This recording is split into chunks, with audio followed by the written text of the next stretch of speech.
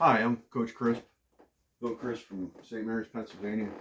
I'm a high school football coach, Delaware County Catholic. And today's video is on the age-old question of life. You know, all defensive coordinators, when they go to heaven, the first thing they ask is, how do I stop the veer? Seen this on the internet a lot, this question from DCs going up against the veers, especially in playoff time. So that tells you something about the veer already. Okay, they get you a lot of playoff games. So as a guy who's been unfortunate enough to face the veer quite a bit and deal with the veer, I'm going to go through my philosophy on how to slow down the veer, because the real bad answer is you can't slow it down.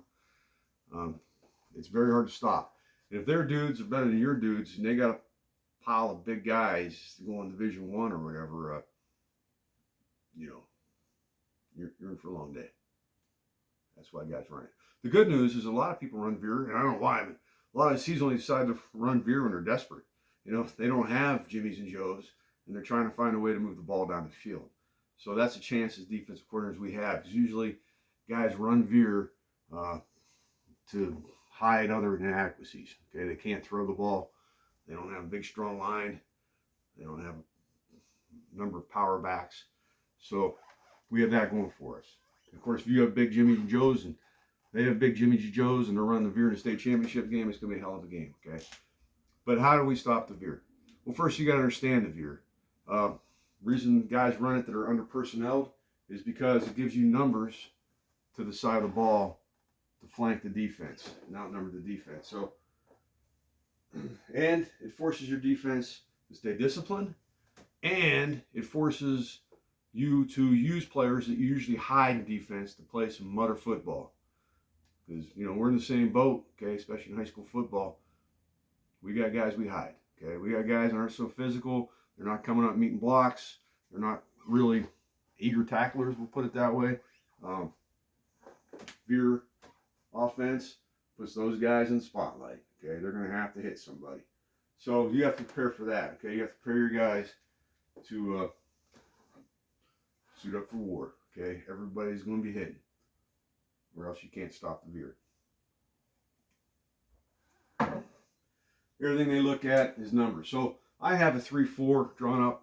I'm a 5-2, 3-4 odd front kind of guy. It really doesn't matter if you use an even front. I'll go over the principles. I'll just draw it up with how I use it. A lot of people say you should go out of the odd front versus the veer. That I don't agree with. But it doesn't matter what you run. And actually the question is, if you're a junior high coach, JV coach, freshman coach, whatever, like what defense are going to stop the veer, talk to your varsity coach. Okay, you should be running the same defense that the varsity's running. You're preparing these kids for varsity football, winning state championships when they're a senior. So that's my recommendation.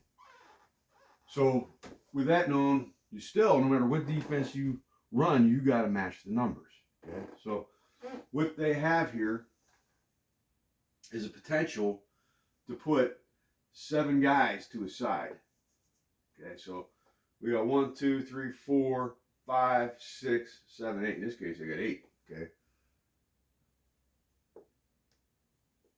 we count him as a 1. A lot of guys count the center nose guard deal as a half. Just make things easy. We'll go through why I count him as a 1. But that's a number. So 1, 2, 3, 4, 5, 6, 7, 8. On this side of the ball, we have 1, 2, 3, 4, 5, 6. So immediately, you see you have an issue, okay? You can treat this as unbalanced. Right now, I got an extra guy right here. And he can't play this position from outside shoulder, this tackle. And I can bump him down. I'm still in a, not necessarily an odd front, but odd concept. I like to stay on the center. So right now I'm going to come out. It's said about odd guys, we are stubborn. We're stubborn because it works. Okay, so we're going to look at this right now for, okay, We're going to leave this jack backside for now. In this look here, though, I am going to go to the strength with the nose guard. Okay. Theoretically, that gives us a number advantage. Okay. It gives us, really, we have 1, and we eliminate that center for the face. So now we're 7 on 7. Okay. We have him chasing, and he's backside because do a lot of reverses out of this. I'll give you the wing, and he can't go any deeper than the deepest guy he's back shoulder, the deepest guy he sees. He's scraping down. Do not let him underneath. Do not let the guy coming underneath you. He's got to at least miss the tackle. Keep him deep so everybody can recover. You see a lot of this. The guys get way back where the quarterback is because they watch J.J. Watt or whatever. They think they're going to get a sack. And that quarterback escapes right underneath them. That's nobody has time to recover. They get good leverage, good angle, good timing on that. Basically, like giving up C gap on a power play. So he's scraping shallow, forcing everything deep if you can't make the tackle. Okay, I like to go 4-eye. Just so our numbers sync here as far as technique positioning on a defensive line. The nose guard is a 0 technique. Okay. Inside shading the guard's a 1, head up's a 2, outside shoulder the guard's a 3. Pretty standard stuff. Good football, okay. 5 for us is outside, 4's head up, 4-eye is inside leverage on the tackle. Our base defense is 4-eye. I do not line up in 4-eye. You see some defenses that line up in 4-eye. I do not like that. There's an old offensive lineman. Back in my day, I preferred that guy line up and show where he's going to go. I was going to get the block. I mean, not always, but I was more comfortable that way. But if you line up, head up on me, and you attack a gap, and I don't know which way you're going, that puts a lot more pressure on offensive linemen. Okay, so I want my guys putting pressure on that offensive line. So they're not going to tip their hand. Okay.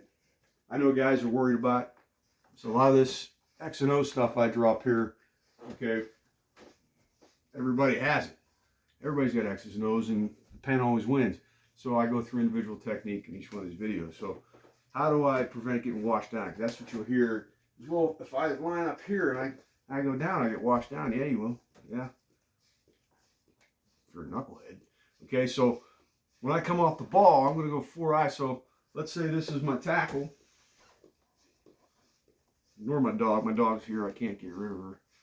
And she likes to be part of the video. So if you hear her licking, that's my dog. Okay, so if you can see my footwork, but I'm going to come inside this tackle. I'm going to plant, okay? If you come in and you step with your inside foot forward first, and then put that tackle on your shoulder with my left leg now facing in front of my right leg, like I'm walking into the grocery store, you're going to get washed down, yes. Just like an offensive lineman. If I'm going to go right, if I'm going to go 4-eye, I'm going to start with my right foot. Plant. Second one's going to be a short step, and then going to step right between that offensive lineman's feet. Okay, now I have a strong base. My feet are apart. Okay, my feet are apart, and I'm like this. Now my third step's upfield, and I have leverage. So you got to work your footwork with the defensive lineman. A lot of guys, they get them, racing pass rush stances, and they start with the wrong foot. That tackle catches you, even if he's an undersized tackle. We call that binding hips. When I coach offensive line, we are working on binding people's hips all the time to get pancake blocks. So if you bind your own hips for that tackle, you just made him an All-American. And you get washed out. So we're striking. His first step is with this foot right here. His second foot's very quickly on the ground. Might not even surpass the first step between his feet. Okay, you will not get washed down. You have a good brace. You're taking up this gap. So that's how we attack 4-eye. Nose guard doing the same thing. He's attacking the center. Same footwork. This will linebacker, a lot of times we go through, when I go through the more balanced veer offense, we will go weak side. Okay, it's an advantage. It's almost a +1. I know guys ignore this backside linebacker. As an offensive line coach, I tell my offensive line guy, this is the biggest threat to the offense, is this guy right here. A lot of times wills in high school football get ignored, the value of them. Sometimes it's their weakest linebacker. This should be your best linebacker. Okay, so we will go balance backside, and what that does is it clogs all these gaps so this wheel can scrape even faster.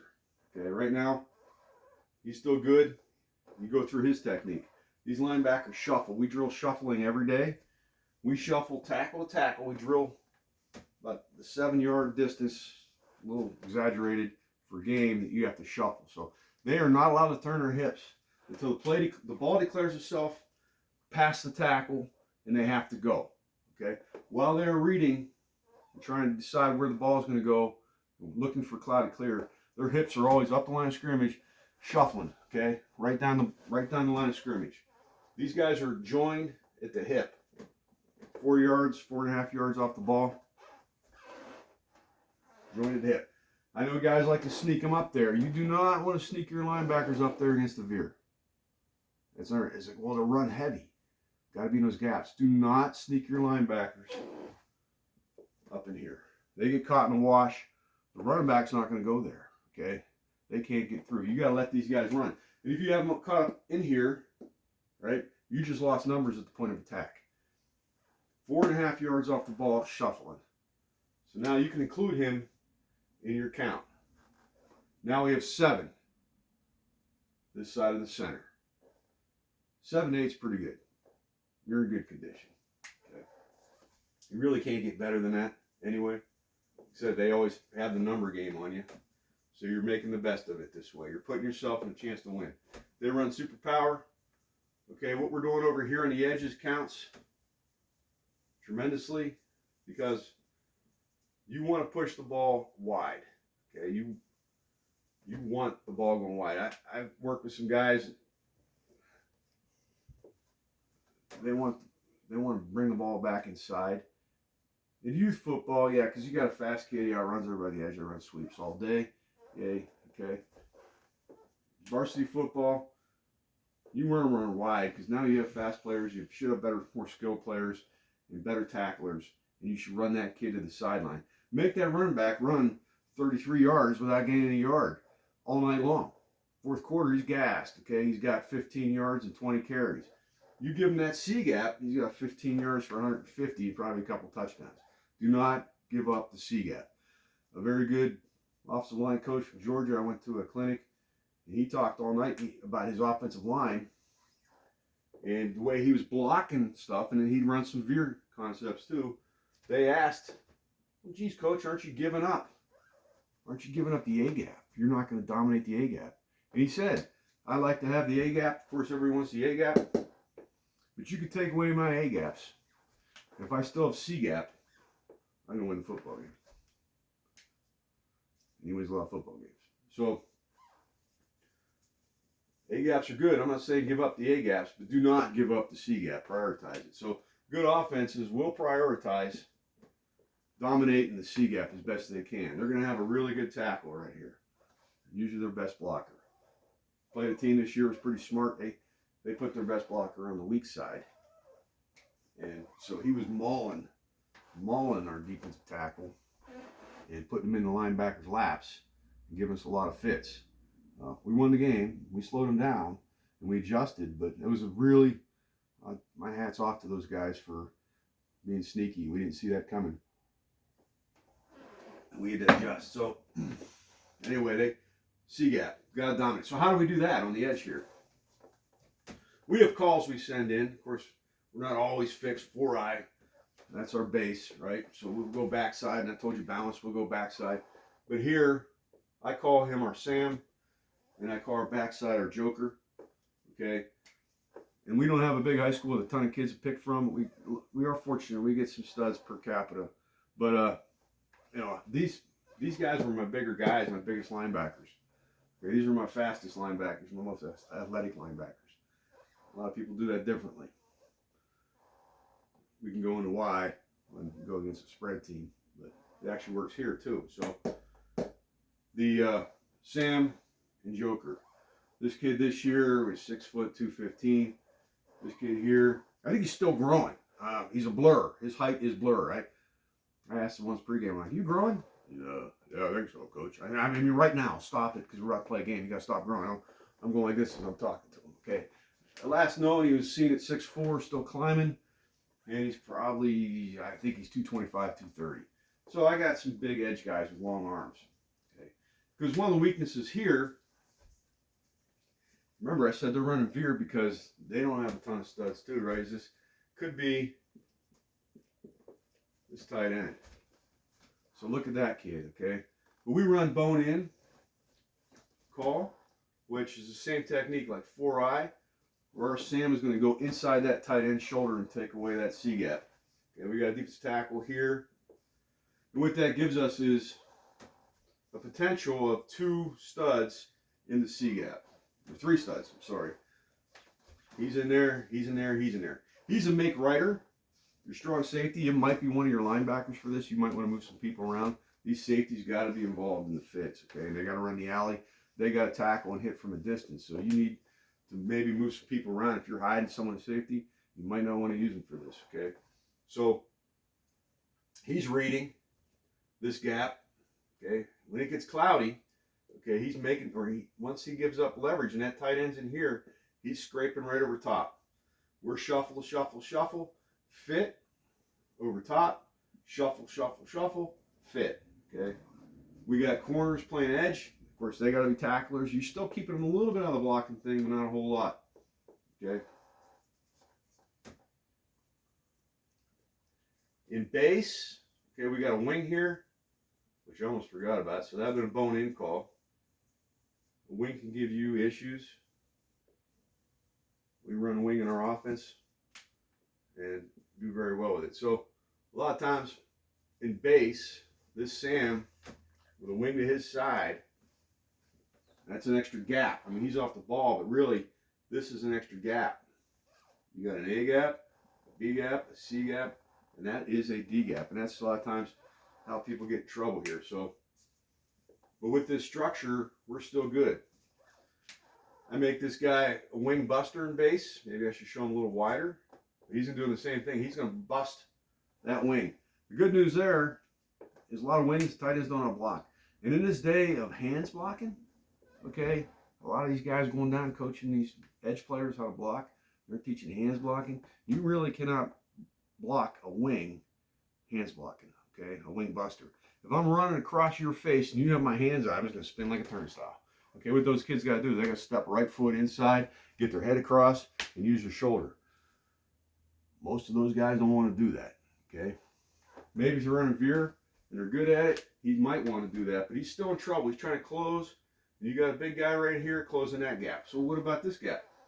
Well, that's a call you can make, okay? We are base 4-eye, so we'll stay with that for now. But we still have an edge contain, okay? And we got 3 guys still for this C gap. You have the strong safety, and he's going to take the outside edge and fit of this tight end. Mike's shuffling. He's taking inside.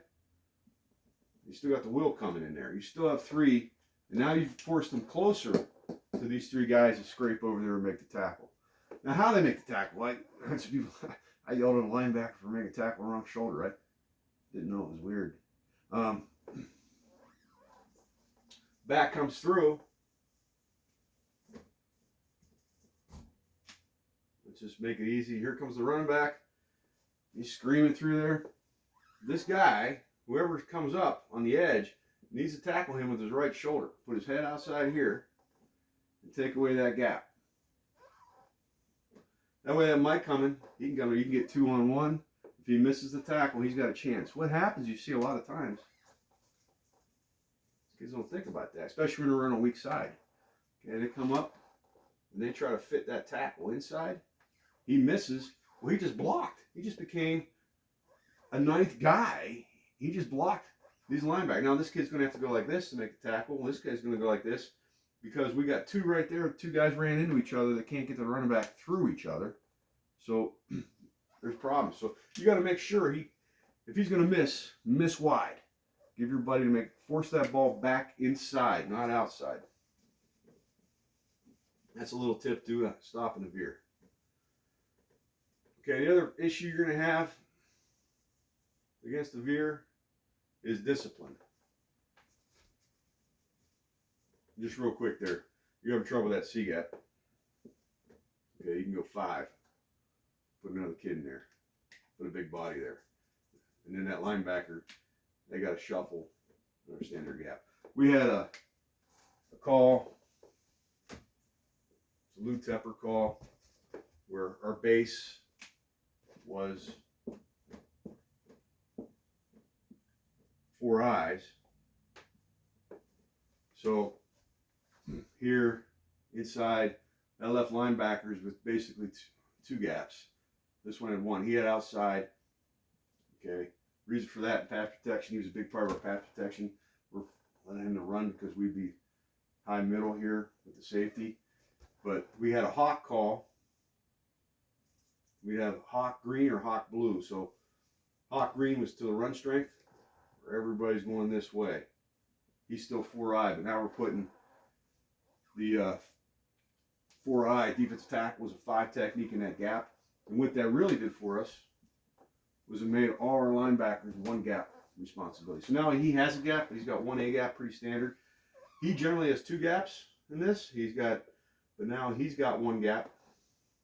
Okay, and we had faster reads. So you want to consider you're running odd front, a hawk green, hawk blue. The hawk blue would be this is actually the same. So pass strength and a run strength. But you could go hawk away and scheme that in there. Keep the defensive line guessing, and what it does is it frees your linebackers up to 1 gap responsibility to make it flow the ball faster. Big key here, these dudes got to be 4.5 yards off the ball. A lot of people think, oh, I'm running veer to run heavy. I need to get the backers up there. Well, then you're just running a 6-2.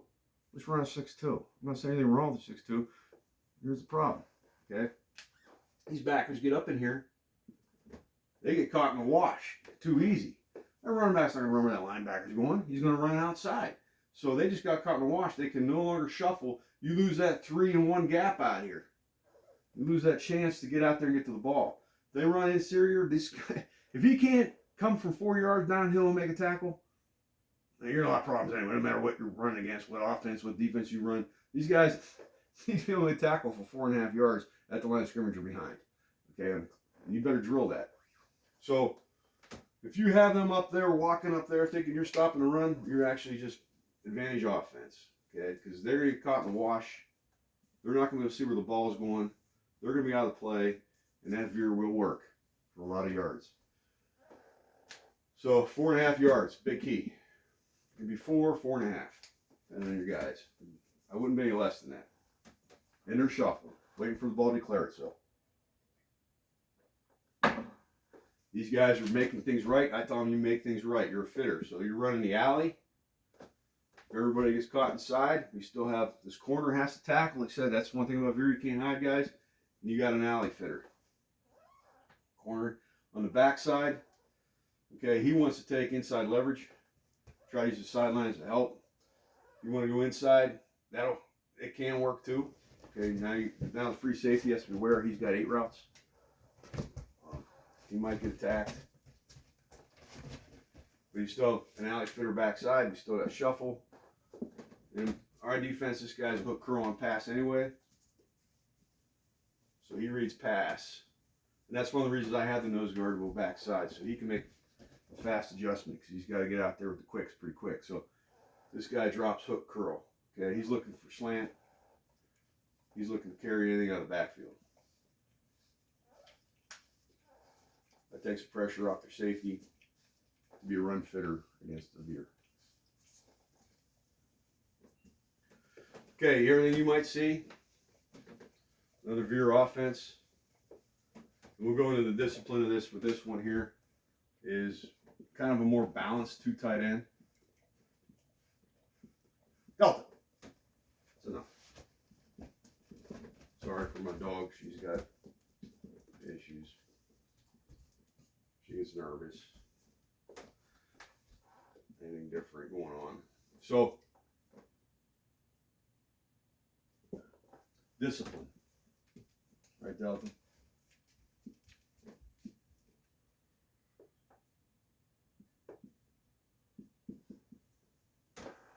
Because they're running the dive option, okay?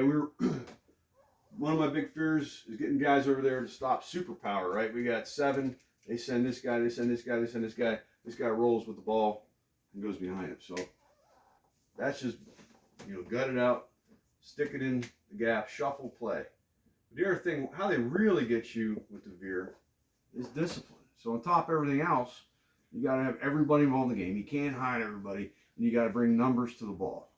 So we went over that, how to bring numbers to the ball. The discipline part, you got to coach. I mean, good luck, because it's not easy. Now my dog's drinking water back there. I don't know if you can hear her.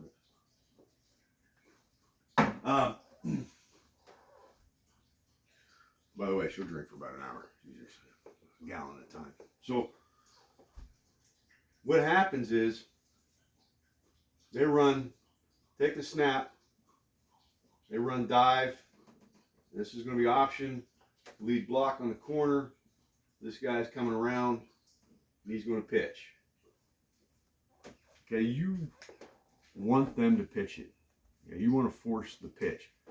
A lot of people think the other way around, but you want them to force the pitch it. And they think they want to pitch it. Because they pitch it, they think they're going to the house. Okay? If you're prepared for forcing the pitch it, you're in better condition than letting that quarterback keep it. Of course, this guy, this fullback, is a stud. Okay? That's usually the one guy they got. And he's going to play low, and he's going to play hard, and he's not going to dance. And he's going to hit it up there in A gap, B gap, low and hard. So he's going to fake it. He's going to take the dive. And actually, that might be most of your carries right there. So we have the nose guard in there. We got 2 linebackers playing. We were 4-eye. That's another reason we're 4-eye right now. We have to take the dive away. We have to. If you don't take the dive away, they'll keep diving. Be patient. It's going to get 3-4 yards a shot. And this year we had an undersized defensive line, had a very good, very smart nose guard, but he's probably 150 pounds wet. They probably had a 220-pound center, and the team we were facing was diving all the way down the field with a 225-pound fullback. We just kept sticking our nose in there, The thing was, they were getting first downs, but they needed, in high school football, if you can hold an offense to 12 or more snaps, they're probably not going to score. It's hard to stay disciplined that long. They're going to turn it over, or especially out of an option. That's another weakness is veer. You get turnovers, and they'll get a penalty or something like that, a holding call, and legal motion, and get behind the sticks.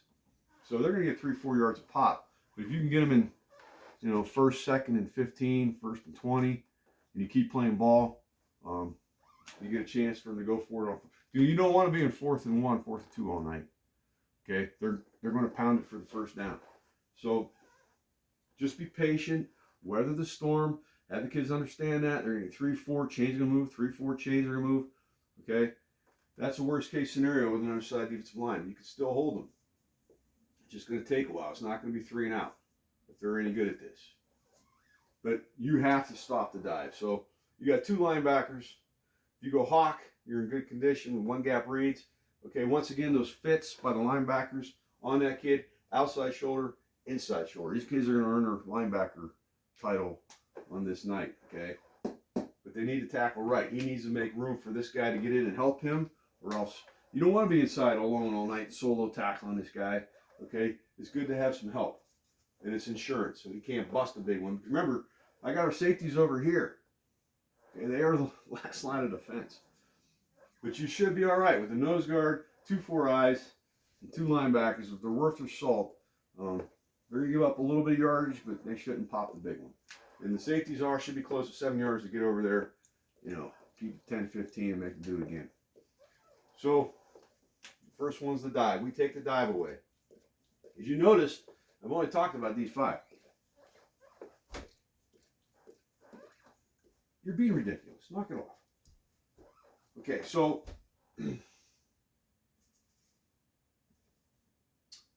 quarterback's going to keep the ball, fake the dive, and what normally happens is everybody's getting nervous about this dive. All right, we had the corner come in here, okay? That's where they get you, and that's what they're waiting for. That's why they will patiently run this dive over and over and over. There's a guy in the booth waiting for this, waiting for these guys cheating in to help their buddies. They get bored out there. They feel like they're not doing it. And they will jump in there eventually. As soon as they jump in there, that's when the quarterback's going to keep. So what we have is this guy, usually he's taking outside, or if you're good enough, he's taking inside leverage. But his job all night long is QB. They are forcing the pitch. And it's not that hard. They really don't have it set up with leverage where they can block you out. They're counting on you. Actually, they're usually trying to squeeze in anyway. They're trying to work all these big studs down here, these linebackers, leaving this guy unblocked, and they're reading him. Like it's veer, it's read, it's like an RPO. They're going to leave him unblocked, and they're going to count for him by making him wrong. Okay, this is don't be wrong. Okay, it's a simple job. They're trying to give him choices. Help your players by don't let him make any choices. He has one choice. His choice is to attack the quarterback, no matter what, and make him pitch it. And hit him. Okay, you can hit him. You know, quarterbacks are hard to come by. And, you know, this kid's going to be tough. Good clean tackles all night. Okay, that's how you start getting your turnovers. So he sits up in position and waits for this kid, square on, squeezes it down like he's getting trapped. Don't let him out here, because they pitch out here, you're in trouble. You want him to pitch for him as compressed as possible. So he's compressing. These guys are coming in and compressing, okay? So the reason we're checking backside, no deeper backside shoulder. The deepest man as they're going, force the ball deep. So he's doing the same thing front side. He's compressing it in. He's forcing the pitch right here. Okay, the deeper and earlier he pitches, the quicker it is and easier it is for the corner to get involved. Remember, this guy, he's making things right to get involved. This kid to get involved. And then they can scrape exchange right over top of him. And you should have at least 3, hopefully 4 guys pushing the edge all night long. Okay, you have this corner here. He's just got to take on this one block in space. So you got to drill that, get him used to that.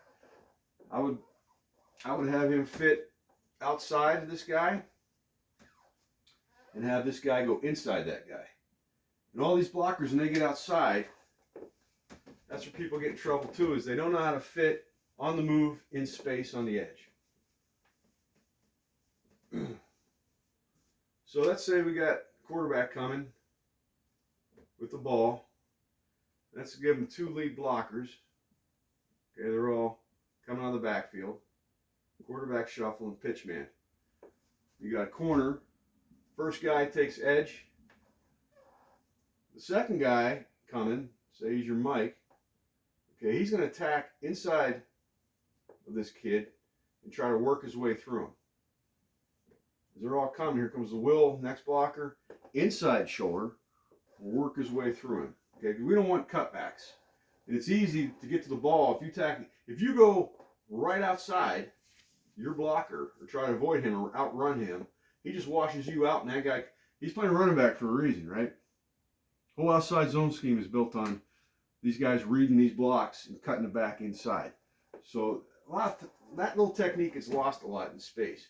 You are a running blocker out in space, and you're a linebacker scraping. And now, you know, the play's declared itself. I'm out of my shuffle, or I'm running. Here comes a blocker. Okay, guard, running back, whatever it may be. So I'm going this sideline. The ball carries behind me. I'm attacking his near shoulder. I'm not running in front of him. I'm attacking the near shoulder and working my way across his face. And that way you're good for the cutback. You take away the cutback, and you still have time to get, especially your buddies are all doing it, to get outside and get in on the tackle and push to the sideline. So you're not giving up the edge and you're not giving up the inside. If you pick and choose, they're going to make you wrong. So do not pick and choose. Drill that technique on the outside. So that's how you stop the veer. That's how you give yourself a chance to stop the veer. Remember, find the weakness on their guys, because they're going to have them. That's usually why they run the veer. Okay. Make sure you bring numbers to the game no matter what defense you run. You still need 6 or 7, be at the minimum 1 behind their potential to that side of the center, and be disciplined and understand your fits. Okay, linebacker in the C gap, he's got to be outside. He has a chance to make a tackle. On this side, he's got to make a right shoulder so that the will can get in there. And if we're scraping outside on a blocker, you fit inside to outside. That ensures numbers are all in the right place too, because you can have numbers over there. If everybody's bunched 2 guys in 1 gap, where you're giving cutback lanes, you're going to be in trouble even with numbers. And make sure that those kids don't start putting their nose in there on the dive. He has to stay disciplined. He's going to fake that dive, or he's going to give the dive, and he's going to fake like he's running outside with the pitch, and that outside linebacker, Sam Joker type, is going to get bored and start wanting to get his nose inside there, and that's what they're waiting for. Also, on the pitch man, that corner has to stay on that pitch man. He can't come in there and help that quarterback. That's what the guys in the booth on the other team are looking for, and that's when the ball gets popped outside, and you'll be playing great defense and feeling pretty good about yourself, because these kids are starting to sneak in there and getting extra hats on the ball, but that's what they're waiting for. That's the veer. They're going to pound 3, 3, 3, 3, and then they're going to hit 50 for a touchdown, because everybody got their nose inside there and they pop the ball outside. So I hope that helps you answer the age-old question of how you stop the veer. Thanks for watching.